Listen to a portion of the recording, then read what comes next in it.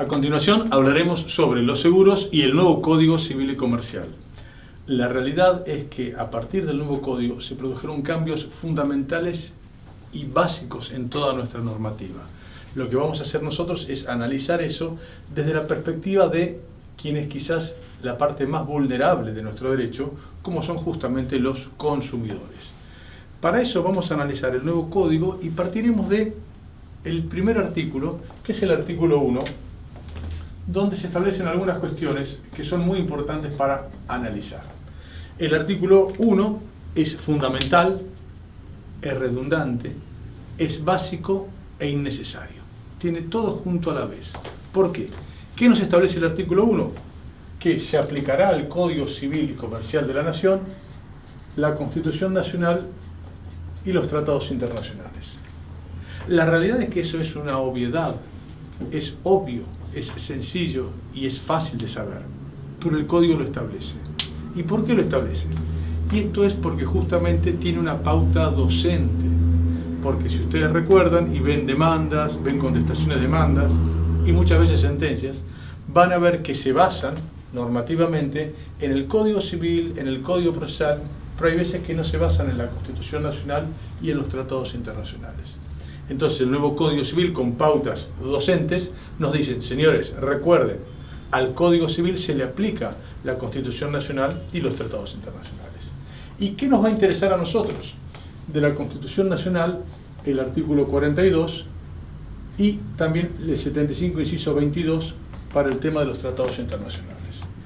¿Qué nos establece el artículo 42? La protección de los consumidores. Y esto es básico y fundamental, porque si bien vamos a hablar de consumidores de seguros, lo que tenemos que analizar es aplicar, como corresponde, la pirámide de Kelsen. ¿Y qué nos decía? En nuestra época estaba la Constitución Nacional, los tratados internacionales, las leyes, los decretos, pero con la modificación del año 94, esto se ha ido modificando y ya en varios lados tenemos que se dice que la Constitución Nacional y los tratados internacionales pueden estar en pie de igualdad. Obviamente tratados internacionales del 75, inciso 22. E incluso ya hay doctrina que está estableciendo una nueva pauta de interpretación donde establece que los tratados internacionales tienen preeminencia incluso sobre la Constitución Nacional. Y reitero, todo esto es fundamental como base para luego recién hablar de los consumidores.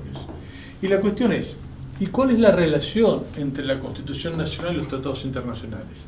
Y es muy importante. ¿Por qué? Porque los tratados internacionales tienen algunas características que cuando son sentencias dictadas por la Corte Interamericana de Derechos Humanos pueden tener pautas y privilegios sobre la propia sentencia de las sentencias de la Corte Suprema. ¿Por qué?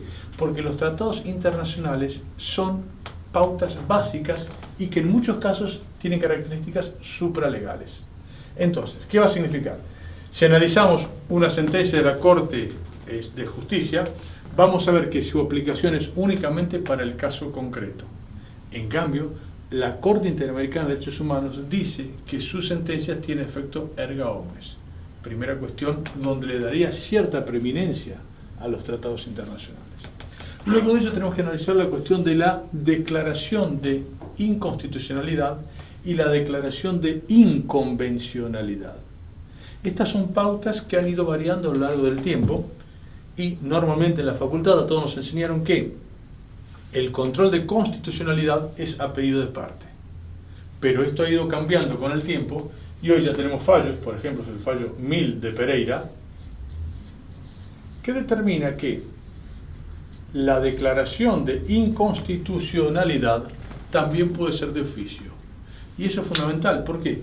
Porque el juez juró defender la Constitución y aplicarla. Entonces, si una de las partes se olvida de plantear la inconstitucionalidad, obviamente que el juez la puede declarar de oficio. Algo análogo acontece con los tratados internacionales. ¿Por qué? Porque el control de convencionalidad, además de ser a pedido de parte, también son de oficio. Y acá es donde el juez, antes de dictar sentencia, tiene que ver muy bien si la normativa que va a aplicar está en consonancia con los tratados internacionales. Vamos a recordar que los tratados internacionales son de derechos humanos. Y acá es básico recordar una vieja enseñanza de el maestro Carlos Gersi, que ya en el año 93 explicaba con toda claridad que los derechos humanos tienen dentro de sí a los derechos del consumidor, lo que va a implicar necesariamente que cuando analicemos algo en los consumidores vamos a estar aplicando los tratados internacionales. Y acá vamos a tener que recordar algunas pautas que son básicas para analizar la cuestión. ¿Cuáles son los principios que establecen los tratados internacionales para proteger al ser humano, incluyendo al consumidor? Primero, principio pro hominis, lo que va a significar que necesariamente la normativa debe interpretarse en favor del ser humano de carne y hueso, del más vulnerable, del más desprotegido.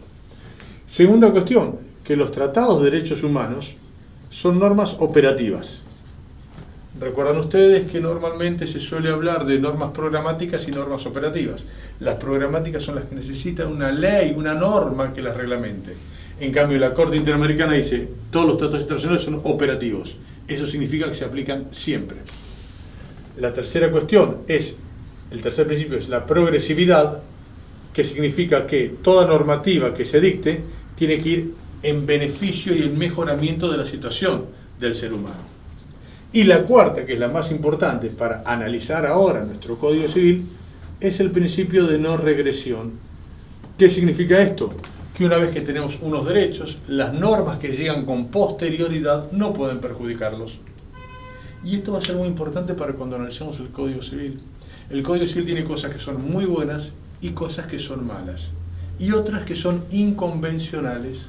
Luego vamos a ver, cuando analicemos las cuestiones, cómo en ciertos aspectos el Código Civil viola el principio de no regresión. Tan solo tiramos el título ahora explicando que cuando se dicta el nuevo Código Civil y Comercial se modifica el artículo 1 de la Ley de Defensa del Consumidor, donde dentro de los consumidores equiparados figuraba el tercero expuesto. Ese tercero expuesto fue eliminado. Entonces la primera pregunta que tiramos y que después la vamos a analizar en otro momento es: si antes el consumidor era un tercero expuesto y la nueva normativa, Código Civil y Comercial, me deroga a ese tercero expuesto, mi pregunta es, ¿el nuevo Código Civil y Comercial no está violando el principio de no regresión? Y si evidentemente lo está violando, ello significa que el Código Civil en ese aspecto no soporta el control de convencionalidad.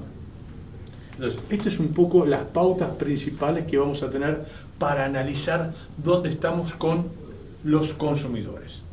¿Qué vamos a tener? Una vez que analicemos todo esto, vamos a ir a ver cómo figuran nuevos principios legales que son fundamentales. Y para esto, ¿qué vamos a analizar? Vamos a ver los fundamentos. Los fundamentos del Código Civil son importantísimos. ¿Por qué? Porque nos explican qué es lo que pretende hacer el legislador. A veces bien y a veces equivocadamente. Pero hay ciertas cuestiones que nos llevan a pensar que el Código Civil no es como el viejo Código Civil de Vélez. El Código Civil de Vélez era residual, de aplicación supletoria, y se basaba en que los contratos eran paritarios.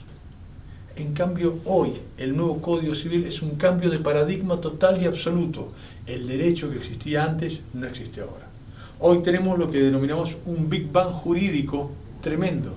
Desde los mismos cimientos de la base del derecho ha cambiado todo. ¿Y por qué decimos esto? Claramente, el Código Civil de Vélez era de aplicación supletoria y residual. ¿Y cómo se aplica el nuevo código? ¿Qué dicen los fundamentos? Se establece que el Código Civil es un piso mínimo y un núcleo duro. Y explica el propio Código Civil. Las leyes especiales podrán mejorar este piso mínimo, pero jamás lo podrán empeorar. Entonces acá vienen algunos nuevos principios que hemos desarrollado que cambian sustancialmente todo lo que antes habíamos visto. Y la pregunta que se suele hacer es, ¿qué tiene preeminencia? ¿Una ley especial o una ley general? La doctrina tradicionalmente dice que la ley especial tiene preeminencia sobre la ley general. Nosotros hoy planteamos un principio opuesto. En nuestro criterio, la ley general, Código Civil y Comercial, tiene preeminencia sobre las leyes especiales. ¿Y por qué es esto? Porque lo dice el propio Código. Es un piso mínimo y un núcleo duro para proteger a los consumidores. Y esto está avalado en el artículo 1094. que tiene un título sugerente que se llama prelación normativa, donde determina que cada vez que se interpreta algo o se aplica a los consumidores, el artículo 1094 que protege los principios de los consumidores tiene prelación normativa sobre las demás normas. ¿Y esto qué produjo? Que inventemos, que desarrollemos un nuevo sistema de derecho, y que es un sistema concéntrico. En el centro tendríamos la Constitución Nacional y los tratados internacionales. Luego de eso, nosotros creemos que hay lo que denominamos un piso mínimo. ¿Qué es este piso mínimo? Son aquellas cuestiones que incorpora el Código Civil y Comercial que antes no estaban en la protección de los consumidores, por ejemplo, Ley de Defensa del Consumidor. Ahora lo vamos a ver prontamente. Luego está lo que nosotros llamamos un doble piso mínimo. El doble piso mínimo son aquellas cuestiones que estaban en el Código Civil y Comercial y que han sido reiteradas en el Código, en la Ley de Defensa del Consumidor. Y luego tenemos lo que llamamos el piso superior. El piso superior, en consonancia con lo que establece en los fundamentos y en el artículo 1094, son las leyes especiales que mejoran las pautas del Código Civil. Por eso, como piso superior, vamos a ver a la Ley de Seguros, a la Ley de Tránsito, a la Ley de Defensa del Consumidor. Ahora, la cuestión básica y fundamental, ¿cuál es? Tener muy presente qué sucede si hay un conflicto, por ejemplo, entre la Ley de Seguros y el Código Civil. ¿Qué va a tener preeminencia? La doctrina tradicional decía, por supuesto, que la ley especial tiene preeminencia sobre la ley general, pero si nosotros analizamos lo que es el artículo 1094 de la prelación normativa y que el Código Civil efectivamente es un piso mínimo y núcleo duro, ¿cuál va a ser nuestra respuesta? Absolutamente diferente. La ley de seguros, cuando tenga conflicto con la ley, con el Código Civil, que es una ley general, va a tener preeminencia aquella que beneficie al más vulnerable. Entonces, si hay un piso mínimo y núcleo duro del Código Civil, va a tener preeminencia la ley general. En tanto que si la ley de seguros, la ley de tránsito, la ley de defensa del consumidor, me brinda alguna característica que es superadora y que lo mejore, recién ahí se va a aplicar. Por tanto, el principio básico es que el piso mínimo es el Código Civil y Comercial y que las leyes especiales podrán aplicarse solamente cuando mejoren la situación establecida en el Código Civil y Comercial. Entonces, ¿qué vamos a hacer? Vamos a ver algunas características. ¿Y qué podríamos hacer? Ver, por ejemplo, qué establece el piso mínimo del Código Civil y Comercial. Y entre algunas características tenemos, por ejemplo, el artículo 984, creo que es, del contrato de adhesión, que antes no estaba regulado en nuestro derecho. Se mencionaba solamente la defensa del consumidor, pero no había pautas. En cambio hoy, como piso mínimo, el Código Civil nos dice, señores, contrato de adhesión son aquellas donde una de las partes adhiere a cláusulas generales establecidas unilateralmente por otra parte o por un tercero. Nosotros vamos a hablar generalmente basándonos en el tema de seguros. Pues bien, estamos hablando justamente de seguros. ¿Por qué? Porque absolutamente todos los asegurados, o el 99% de los asegurados, hacen un contrato de adhesión, lo que significa que se va a aplicar el piso mínimo del Código Civil y Comercial. Segunda característica que podemos aplicar acá, por ejemplo, las cláusulas particulares, el artículo 986. El Código establece que son cláusulas particulares aquellas negociadas individualmente, lo que implica que cuando veamos una póliza de seguros que me habla de cláusulas particulares, va a ser la compañía de seguros la que va a tener que acreditar que efectivamente fue negociada individualmente. ¿Por qué? Porque lo dice el Código Civil y Comercial. ¿Qué otra cuestión tenemos? Tenemos, por ejemplo, el tema de, este es un tema importantísimo, prescripción. Y acá vamos a analizar un caso concreto donde creemos que este gráfico va a ser fundamental. La ley de seguros, en el artículo 58, establece un plazo de 1 año. La ley de defensa del consumidor, en su momento, estableció un plazo de 3 años. La realidad es que cuando se dicta el nuevo Código Civil y Comercial, dentro de las leyes de ese paquete, sin ningún fundamento y sin ninguna explicación, se eliminan los 3 años de la Ley de Defensa del Consumidor en lo que se refiere a la prescripción de las acciones del consumidor. ¿Qué sucedió?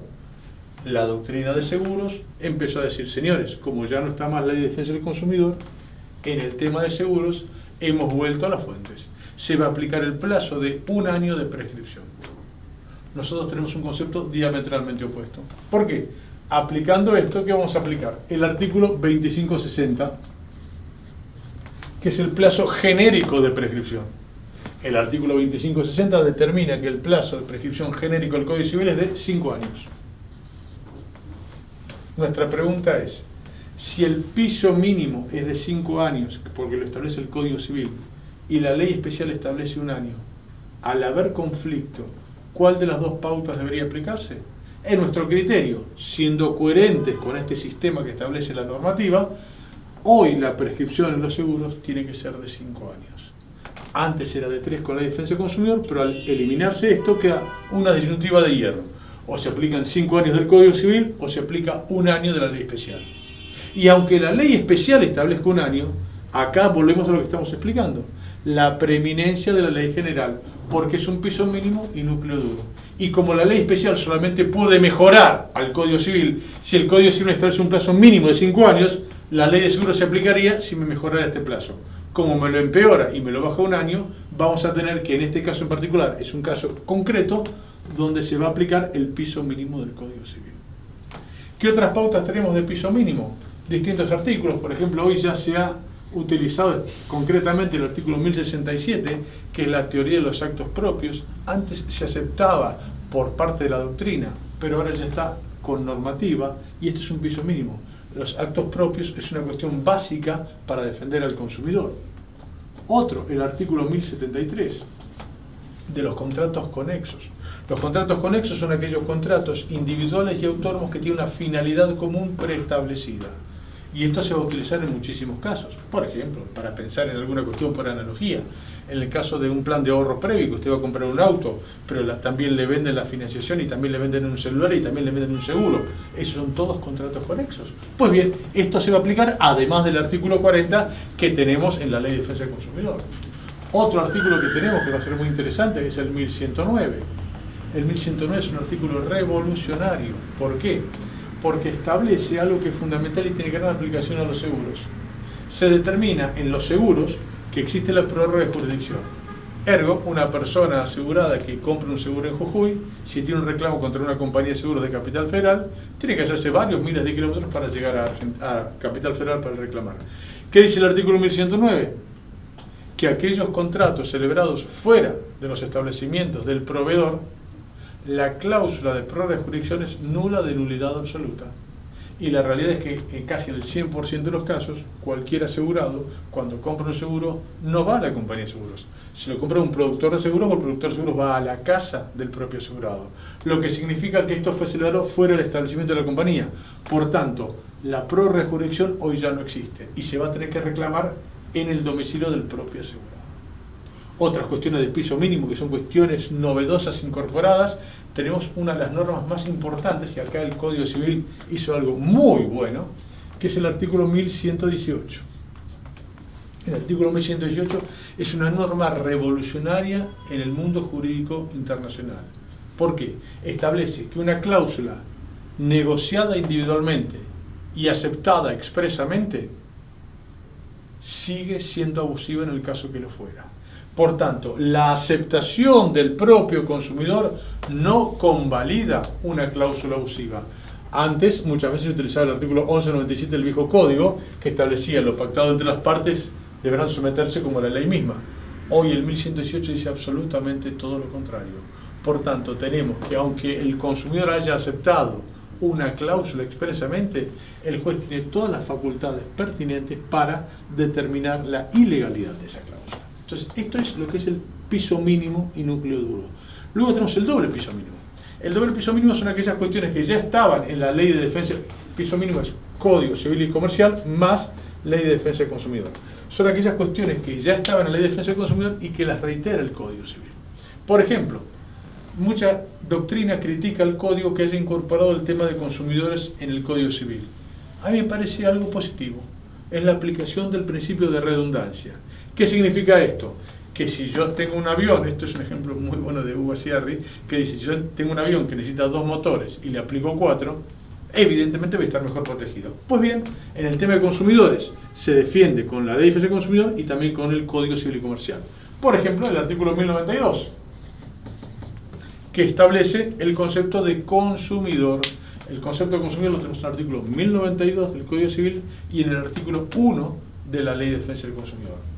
Nota a pie de página, este artículo 1092 tiene una parte que es inconvencional, que es cuando se elimina el tercero expuesto. Pero eso lo veremos en otro momento. Entonces, doble piso mínimo, 1, concepto de consumidor. Segundo, doble piso mínimo, el artículo 1093, el contrato de consumo. El contrato de consumo está expresamente establecido en el Código Civil. Y acá es donde también debemos hacer otra gran crítica al Código Civil. Cuando trata el tema de contratos, siguen las pautas de Nassim Taleb, cuando establece lo que es el cisne negro. ¿Y qué hace el Código Civil? Empieza a regular los contratos con un cisne negro, es decir, a través de los contratos paritarios. Los contratos paritarios son absolutamente excepcionales en el mundo del derecho. La realidad es que los contratos pueden ser paritarios, de adhesión o de consumo. Y los principios generales deben ser contrato de adhesión o de consumo. El paritario no. Y el Código Civil invierte todo, regula y legisla sobre el cisne negro y establece los principios generales sobre un contrato que casi no existe. La lógica hubiera sido que lo hiciera a través del contrato de adhesión. Otra cuestión que tenemos del doble piso mínimo es, por ejemplo, el deber de información, que lo tenemos en el artículo 4 de la Ley de Defensa del Consumidor, en el artículo 1100 del Código Civil y Comercial y en el artículo 42 de la Constitución Nacional. Esas son otras cuestiones que son muy importantes. ¿Qué más tenemos? La cuestión de la relación de consumo. La relación de consumo es un concepto que todavía falta terminar de analizarlo. ¿Por qué? La relación de consumo es la desaparición del efecto relativo de los contratos. ¿Qué va a significar esto? Que si yo tengo acá un asegurado, acá una compañía de seguros y acá una víctima, la relación contractual es del asegurado con la compañía de seguros, pero la víctima forma parte de la relación de consumo. Por eso en otra oportunidad vamos a hablar de cómo la víctima de un accidente de tránsito puede ser considerada un consumidor. ¿Qué más tenemos? Distintas cuestiones. Ahora vamos a hablar de los pisos superiores porque no tenemos tanto tiempo. Y tenemos la ley de seguros, la ley de tránsito y la ley de defensa del consumidor. En lo que se refiere a la ley de defensa del consumidor, nos interesa fundamentalmente resaltar el artículo 40. ¿Por qué el artículo 40 es un piso superior? Sencillamente, el Código Civil y Comercial establece responsabilidades subjetivas y objetivas, en tanto que el artículo 40 únicamente establece responsabilidad objetiva. Entonces acá es un piso superior. ¿Por qué? Porque al consumidor se lo beneficia mucho más con la responsabilidad objetiva. Primer piso superior. Segundo piso superior. El principio general del Código Civil es la responsabilidad simplemente mancomunada, en tanto que el artículo 40 de la Ley de Defensa del Consumidor establece la responsabilidad solidaria. Esto beneficia también muchísimo al consumidor. Otra cuestión básica de la Ley de Defensa del Consumidor son los daños punitivos, que desarrollaremos en otra parte, pero esta es la madre de todas las batallas. Esto se basa en el análisis económico del derecho. Lo que significa es, ¿existe derecho a dañar? ¿Existe derecho a incumplir? Luego veremos en otro momento cómo los daños punitivos se utilizan a nivel internacional justamente para evitar estas cuestiones. Como piso superior, dentro de la ley de seguros, hay ciertas cuestiones que son muy importantes. Lo desarrollaremos en otro momento, pero queremos señalar, por ejemplo, los dos artículos más importantes de la ley de seguros son el 36 y el 56. El 36 te habla de las caducidades convencionales. ¿Y por qué es un piso superior? En un código civil, si uno incumple con una cláusula, la otra parte puede decir, cumplo si cumples. Si vos no cumplís, yo no cumplo. En tanto que el artículo 36 de las caducidades convencionales, ¿qué son las caducidades convencionales? Son las cargas que establece la compañía de seguros que debe cumplir el asegurado. Como Isaac Alperín ya dice en su libro que muchas compañías de seguros se abusaban de esto, estableció ciertas pautas básicas que deben cumplirse para que sea válida la caducidad convencional. Una es que haya culpa, la segunda es que la culpa sea del asegurado, la tercera es que haya una relación de causalidad. ¿Qué va a significar esto? Esto es un piso superior. ¿Por qué? En un contrato normal, si uno incumple, la otra parte puede desobligarse. En cambio, en la ley de seguros, en las caducidades convencionales, si el asegurado no cumple con una carga pero ese incumplimiento no tiene relación de causalidad con el daño, la compañía de seguros va a tener que pagar igual. Esto es un piso superior. Otro, el artículo 56.